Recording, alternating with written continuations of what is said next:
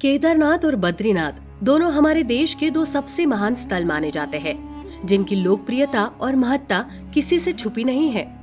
इन तीनों तीर्थों को मानव जीवन का केंद्र बिंदु कहा जाता है, पर आज भी हम इन स्थलों के आपसी जुड़ाव से वाकिफ नहीं हैं। ऐसे बहुत से रहस्य है केदारनाथ और बद्रीनाथ के बारे में जो आज भी हमारे होश उड़ाने के लिए काफी है। आज हम जानेंगे ऐसी एक रहस्य के बारे में कि क्या होगा कलयुग के अंत में बद्रीनाथ और केदारनाथ का।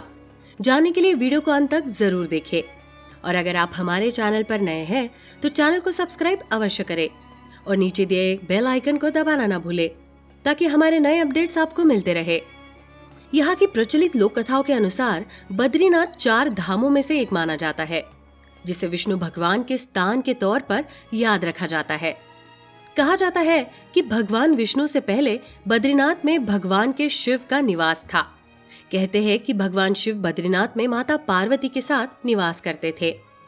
एक बार विष्णु जी बद्रीनाथ आए। उन्हें ये जगह इतनी पसंद आई कि उन्होंने इसे अपना बनाने का विचार किया। विष्णु भगवान ने बच्चे का रूप लिया और जोर जोर से रोने लगे। पार्वती माता बच्चे का रोना सुनकर भावुक हो गई और शिव जी के लाख समझाने पर भी उसे अपने घर ले आई। पार्वती माँ ने बच्चे को चुप करा के उसे सुला दिया और खुद शिव जी के साथ भ्रमण पर चली गई। विष्णु जी ने मौके का फायदा उठाकर दरवाजा बंद कर दिया और शिव जी से कहा कि वो बद्रीनाथ छोड़कर केदारनाथ चले जाए, क्योंकि अब वो बद्रीनाथ छोड़कर नहीं जाएंगे। एक कहानी ये भी है कि केदारनाथ शिव जी को देने के बाद भगवान विष्णु बद्रीनाथ में ध्यान योग में लीन हो गए, जिससे वो पूरी तरह बर्फ से घिर गए। तब लक्ष्मी माता ने बेर यानी बद्री का पेड़ बनाकर उनकी बर्फ से रक्षा की थी।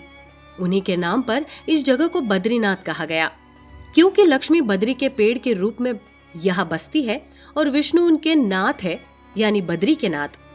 तीसरी कहानी ये भी है कि केदारनाथ में भगवान शिव नर और नारायण की तपस्या के कारण आए थे, जिसके बाद नर और नारायण केदारनाथ की 2 पहाड़ियों में जा बसे, जिन्हें नर और नारायण की पहाड़ियां कहा जाता है। कहा जाता है कि इन पहाड़ियों में विष्णु अवतार नर और नारायण युगों युगों से तपस्या कर रहे हैं और कलयुग के अंत तक तपस्या करते रहेंगे। कहते हैं कि केदारनाथ में विष्णु भगवान नर नारायण रूप में तपस्या करते हैं और बद्रीनाथ में वो विश्राम करते हैं। कलयुग के अंत में ये केदारनाथ और बद्रीनाथ और केदारनाथ आपस में मिल जाएंगे। नर और नारायण की पहाड़ियों का मिलन कलयुग के अंत का प्रतीक होगा।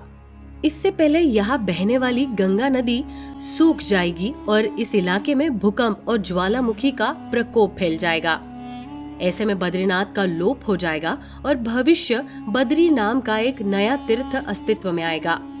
केदारनाथ घाटी मिलकर एक हो जाएगी और इसी को संसार का अंत माना जाएगा।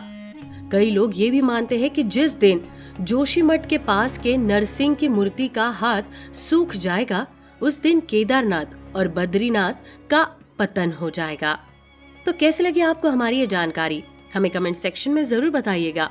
ऐसी सच्ची और रोचक जानकारियों के लिए हमारे चैनल के साथ बने रहिए। आप देख रहे हैं द भक्ति, क्योंकि भक्ति में ही है असली शक्ति।